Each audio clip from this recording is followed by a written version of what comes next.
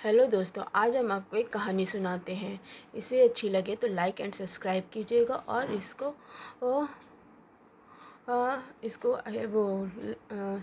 Subscribe कीजिएगा। एक बार की बात है, रामू नाम का एक लड़का था जो गांव में सबसे बड़ा जुगाड़ू माना जाता था। चाहे पंखा ठीक करवाना हो या भैंस को चिकन सूप पिलाना हो, रामू के पास हर चीज़ का इलाज था।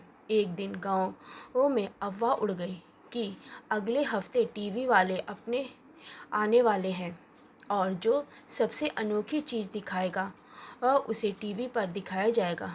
रामू की तो आँखों में सपने चमक उठे। उसने तय कर लिया कि वह अपनी मुर्गी को स्केटिंग सिखाएगा। अगले ही दिन वह शहर गया और बच्चों की पुरानी स्केटर्स खरीद लाया। अब वापस आकर उसने मुर्गी गुड़िया को स्केटर्स पहनाई और कहा, चल बेटा, तू ही मेरा सलमान खान है। पहले तो गुड़िया एक पैर उठाकर रामू को घूरने लगी, जैसे कह रही हो, क्या मिला तुझे मेरी पंख कटवा कर। लेकिन रामू नहीं माना। उसने दाने का लालच देकर गुड़िया को खिसकाने की कोशिश की। पहले दिन गुड़िया ने एक स्केट से रामू का पैर कुचला। दूसरे दिन वो खुद स्केटर्स के साथ कुएं में गिर गई। तीसरे दिन तो उसने स्केटर्स उतारकर रामू के सिर पर दे मारी। पूरे गांव वाले हंसी से लोटपोट थे, लेकिन रामू हार मानने वाला नहीं था। चौथे दिन रामू ने अपने दोस्त पप्पू को बुलाया, जो खुद को साइंटिस्ट कहता था। हालांकि अब तक उसने केवल 3 बल फोड़े थे।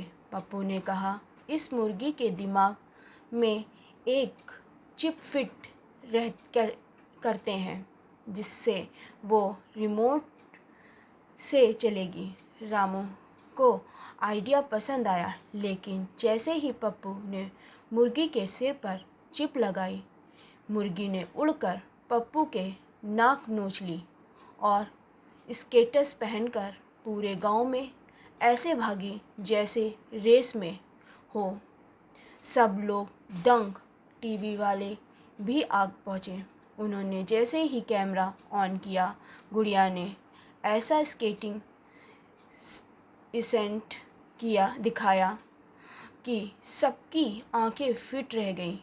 कैमरामैन बोला, भाई साहब, ये तो भारत की पहली स्केटिंग मुर्गी है। टीवी में रामू को दिखाया गया। वो सिर पर पट्टी बांधे गर्व से बोला, मुर्गी क्या चीज़ है, मैं तो भैंस को भी बेल डांस सिखा दूँ। अगले दिन गुड़िया टीवी में आई और इंस्टाग्राम पर वायरल हुई और रामू को सब मुर्गी गुरु कहने लगे। लेकिन असली मज़ा तो तब आया जब एक शादी में गुड़िया को डांस करने के लिए बुलाया गया और उसने स्टेज पर आकर दूल्हे की पगड़ी चुरा ली। अब रामू सिर्फ जुगाड़ू नहीं, मास्टर ऑफ मुर्गा मूव्स कहलाता है। और दोस्तों, यदि यह कहानी अच्छी लगी हो तो उसे लाइक एंड सब्सक्राइब कीजिएगा और उसे ध्यान से सुनिएगा। Okay, bye.